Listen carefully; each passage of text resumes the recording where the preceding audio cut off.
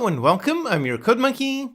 In this lecture we're going to add a pause button with a pause window that also has the ability to quit back to the main menu, and in doing so we're also going to solve some sneaky issues with loading. Okay, so here in the main menu we can click the play button in order to load the game, and yep, everything works, now I'm in the game. But now let's say I want to pause the game for a bit, or quit back to the main menu. Right now there's no way, so let's do that. Let's go here onto the game scene, and first let's enable the pause, and for that we're actually going to need some input. So let's first go inside our player input actions, let's open this, and then over here let's make a brand new action. Let's name it the pause. For the action type, let's go with button, okay, and for the bindings, over here let's go with escape. And actually, if we use the same method that we've been using, if we listen and press on escape, nope, doesn't work because escape just cancels it. So instead we need to use the search bar here, search for escape keyboard, just like this. Okay, great. Now again, as always, let's make sure to save the asset and wait for the compilation to happen. There it is. So now here on the game input class, let's listen to it and fire the event as usual. So go into the player input actions, the player action map, let's go into the pause action and listen to the performed event. And when this happens, let's fire off an event. So a public event handler. Let's go on pause action. And then down here, we're simply going to invoke this event.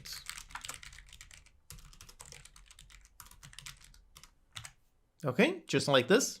Now for listening to it, here's the question, where does that make more sense? Should we do it over here on the player script or perhaps over here on the kitchen game manager? I think over here on the game manager makes more sense since a pause is more related to the game itself rather than a specific action by the player. So let's add it over here. Let's first of all listen to the event, so let's do a private void start, and on start let's listen to it, so let's go into the game input, and we didn't actually make it a singleton yet, so let's do that. Over here let's make a public static game input for the instance with a public get and a private set. Then down here on awake, let's set instance equals this. Okay, there's our singleton. So now back in the kitchen game manager, let's go into the instance and listen to the on pause action event. And again, let's rename this to give it a proper name. So this is the game input on pause action. Okay, so here we have it. When we have this, let's call some kind of pause game function. So let's define this. Let's go to the end of the file here. And over here, let's make that function. So a private void, pause game, and over here, we're going to pause the game. Now for pausing, doing this is actually surprisingly easy. Basically, all of our logic is using time.time. For example, over here on the player script, we have our movement speed, yep, then we get the inputs, and over here on the handle movement function, yep, for the movement distance, we have move speed multiplied by time.time. Or another use case over here on the stove counter, we've got a frying timer, and how we count it down, again, is the same thing, time.time. Well, it turns out that behind the scenes, time.time actually already has a multiplier. When you access this, it is after that multiplier calculation. So over here on the pause game function, we can just go into time and we can modify the time scale. This one is the multiplier. So if we just put this at 0f, then that's it. This is going to pause all of the other delta times. So let's test.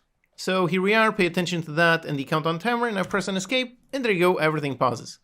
The countdown timer pauses, over here the script pauses, and I can no longer move, nothing works, everything is perfectly paused. Alright, awesome, everything works. Except one problem, obviously right now we cannot unpause. If I press escape, it's not unpausing, so let's do that. Over here on the kitchen game manager, let's add a simple bool, so a private bool. Let's call it is game paused, and let's default it to false. Okay, so is game paused.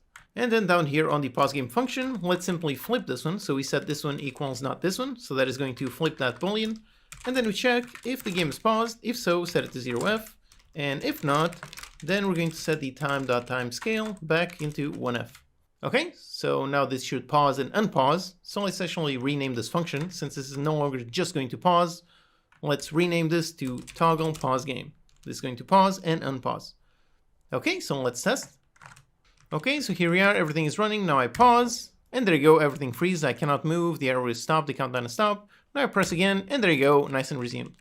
All right, great. So all of the logic is working perfectly. The only thing we need is really just a visual. And as usual, let's separate the logic from the visuals. So let's go inside the canvas, let's go into the scene view, and inside the canvas, let's create an empty game object. Call it the game pause UI. Then let's stretch to occupy the entire screen, so 0 on everything. Okay, great. Now inside, let's first of all add a background, so a new image name this the background. Let's once again stretch to occupy everything.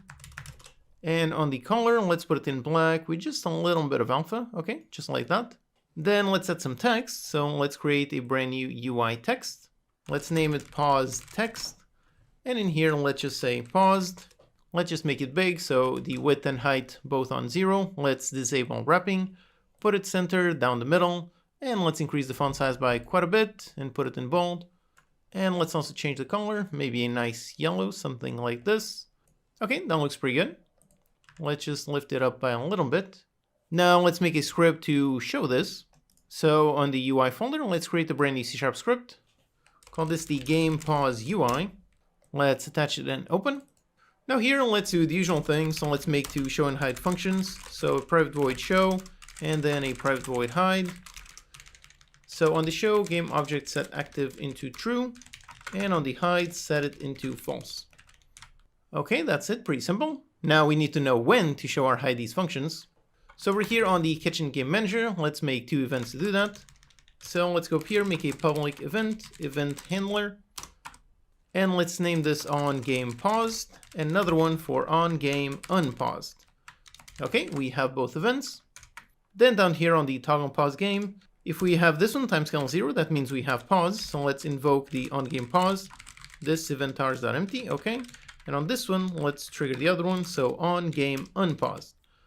Okay, we've got the two basic events. Now back here on the game pause UI, let's listen to it. And as usual, let's do it on start, so private void start. Let's go into the Kitchen Game Manager, access the static instance, and let's listen to the on game paused, and then going to listen to the other one, so the instance on game unpaused. So listen to both of them, and as usual, let's write good clean code. So let's rename this, so Kitchen Game Manager, and on this one the same thing, so also the Kitchen Game Manager. Okay, we have both. And when the game is unpaused, then we want to hide the pause window. And when the game is paused, then we want to show the pause window. And finally, of course, we want to hide it by default. So over here on start, after we add listeners, let's just hide it. Okay, so that's it. That should work. So let's test. So here we are. Everything is running. Now press the pause. And there you go. Got a nice pause window. Press again. And there you go. Everything resumes. Okay, great. So the last thing that we want is just a button over here to go back to the main menu. And let's also add a button to resume without having to press the hotkey. So over here, let's create a new UI. Let's make it a button. This is going to be the main menu button. Now let's make it quite a bit bigger. Okay, width and height of 30 and 80. Let's put this one quite a bit down there. And inside for the text, this one is the main menu. Let's put the color in white and the background for the button. Let's put this one in a dark gray. And let's also, just for fun, add a nice outline, and let's also add a shadow. For the outline, let's put it on full alpha, and let's put it on about 3.3. And for the effect on the shadow, 5 - 5. Okay, so that adds a nice outline and a nice shadow. And then for the text itself, let's put it in bold and raise it by just a little bit. Okay, just like that, looks pretty good. So this is the main menu button. And then let's also duplicate this. Let's make this one, rename it. This is the resume button. And inside on the text, let's say resume. Okay, we have our two basic buttons. So let's handle them in the script. So over here, let's add, as usual, a serialized field, private of type button. So that's inside unityengine.ui. So it's for the resume button. And then we're going to have the main menu button. Okay, let's save the script. And back in the editor, let's drag those references. So that's the main menu button and the resume button. Okay. So now for these, let's add the click action. So let's do a private void awake. And on awake, go into the resume button, the on click, and let's add a listener. So this is going to be our listener. And same thing for a main menu button. So main menu. Now for the main menu, this one is super simple. Let's just go into the loader and call the load function. And we're going to load the main menu scene. Okay, that's the main menu, very simple. And for the resume, this one is only going to be clickable when the game is paused. So we can just trigger the same function on the Kitchen Game Manager to toggle the pause. So Kitchen Game Manager, the instance, and toggle the pause game. This one is actually private, so let's go to it. And let's make this public so we can call it from there. Okay, that's it, super simple, let's test. Okay, so here we are, and let's pause the game. And now if I click on resume, yep, there you go, it does work, everything resumes. And now pause again, and now let's go back to the main menu. loading, and yep, there you go, back in the main menu. Alright, awesome. So everything works perfectly. However, there's one sneaky issue here. You can already see the issue by seeing that all of these animations are still, but let's click on play.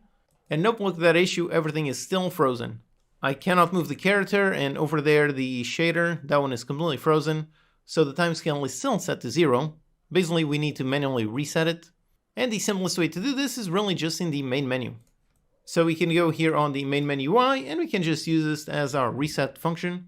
So let's just go into time.timescale, and let's set this one back into 1F. That's it, that's the only change, let's test. So here we are, let's pause, let's go back into the main menu. And we can see the animations are indeed playing, and if we go back into play, and if there you go, everything works perfectly, we can pause. And yep, here we do see one of the other two sneaky issues left. Basically, it has to do with scene loading and cleanup. So the first one is on input. Over here on the game input class, we are constructing our player input actions, and we are listening to these events. And technically, this object, the one where the game input is attached, this object is going to be destroyed when the scene changes. However, this object that we're creating, this instance of player input actions, this one does not get destroyed automatically. So that is why when I went into the pause menu again for the second time, over here we've got a missing reference exception. Basically, the player input actions of the previous game is trying to show the pause window also of the previous game, which has since been destroyed. So obviously we have a missing reference exception because that object no longer exists. So in this case, we have two options to solve this. One option is we can just unsubscribe to these events. Unity mono behaviors have a really nice callback called onDestroy.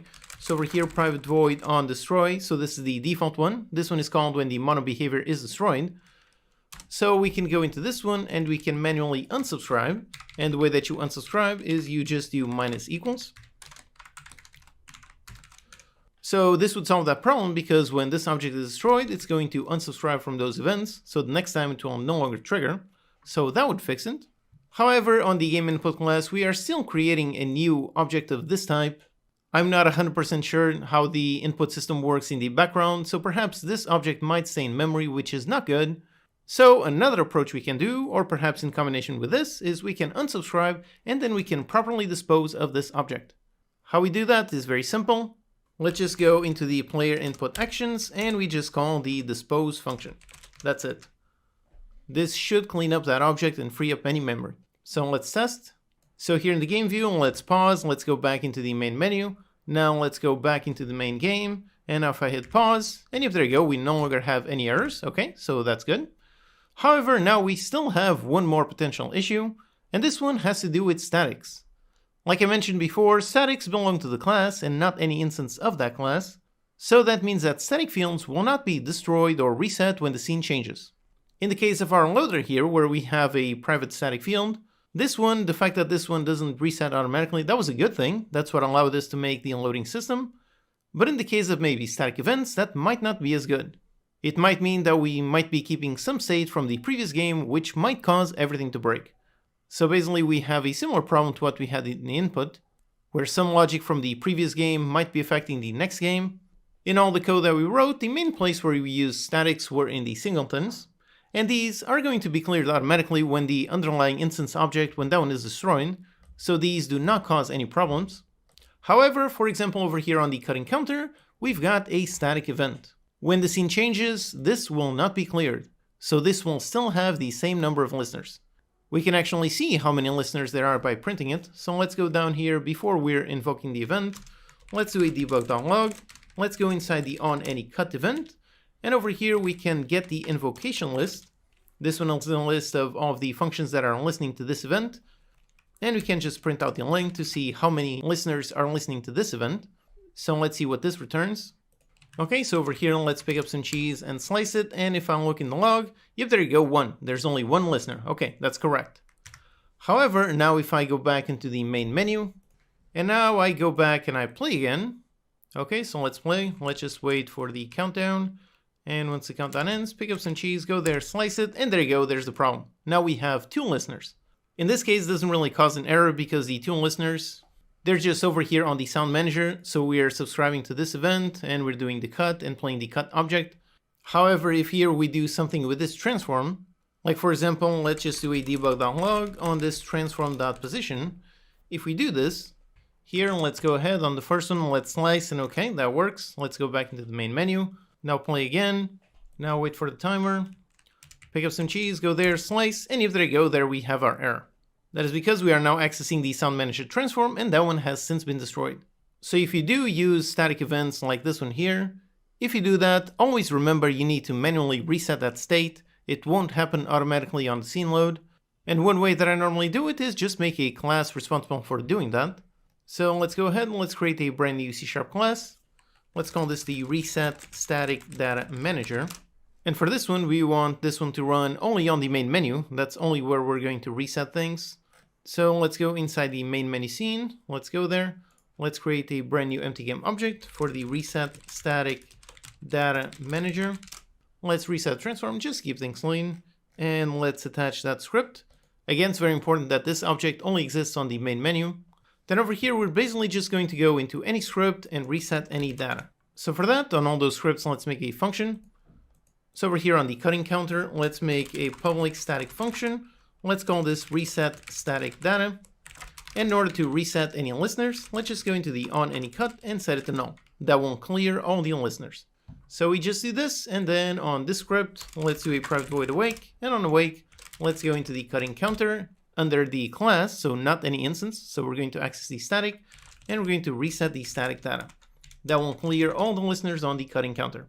All we need to do is make sure to do this on every single static event that we have. So on the Sound Manager, and by the way, here we can get rid of the testing code. Here we can see all of the static events that we're using. So we've got the cutting counter, then we've got the base counter and trash counter. So let's go here on the base counter and paste the exact same thing and reset this event, okay? And now let's go into the trash counter. So here on trash counter, same thing, reset this event, set them all into null. And by the way, here we have a warning. That's because trash counter extends base counter. So basically this is telling us that we are hiding another function with the exact same name. In this case, we do want to hide it. So let's actually make this new to make sure that this one is a different one, just to avoid that warning. And same thing over here on the cutting counter, we also need to make a new. Okay, so that's it. And now we just need to go over here onto the Reset Static Data Manager.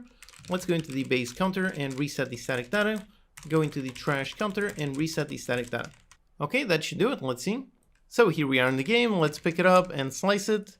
And yep, we've got just one listener. That's good. Let's go back outside, back into the main menu. Let's play once more. And over here, let's pick it up again. Go there, drop it, and there you go, still just one listener, because we are now correctly eliminating all of the previous listeners. So this is the one sneaky issue that you must be careful with when it comes to object lifetime and statics. For static fields, you need to remember that they don't manually get cleaned up. That's up to you. So that's something you have to keep in mind, but you can also see how easy it is to solve. Now that this is solved, let's just go into the cutting counter and just get rid of our testing log. Alright, so with all of that, all of our scenes are working. So we can start from here from the main menu and go straight into the game. Then here we are in the game playing normally. We can pause the game at any point. From the pause screen, we can either resume or we can go back into the main menu. And from back into the main menu, we can once again play the game from scratch. And if there you go, everything works. Alright, awesome. Now the next thing that every game requires is some options, so let's do that in the next lecture.